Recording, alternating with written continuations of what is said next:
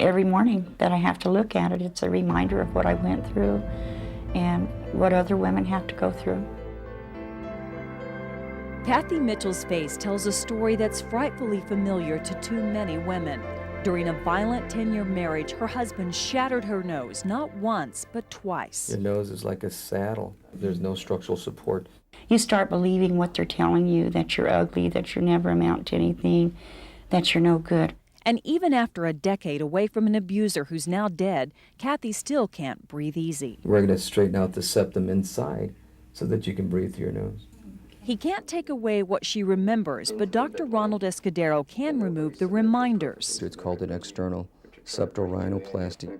As part of an outreach program for plastic surgeons called Face to Face, he's donating his time and skill to reconstruct Kathy's nose. Initially, Kathy came in asking for help to breathe, and I think as far as function, if she can breathe through her nose better, that'll help her tremendously. Anesthesiologist Randy Maydew and Health South Surgery Center also donate their services.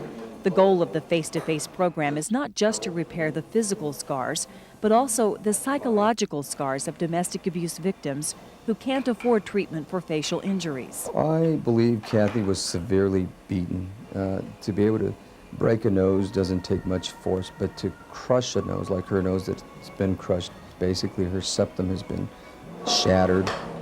The team works for 2 hours, repairing, rebuilding, reconfiguring.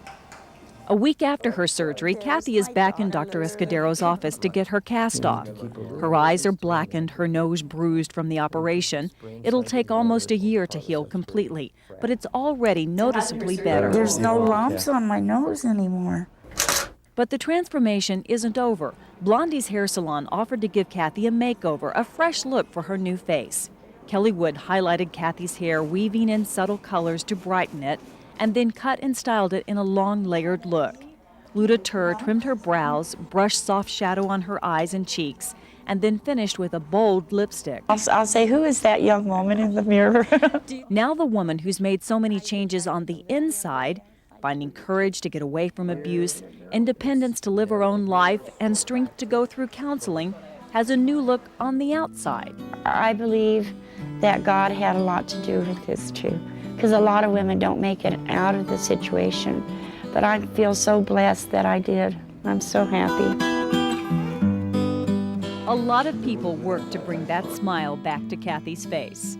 And now she wants to pass it on to show other abuse victims that while some people use their hands to hurt, others use their hands to heal.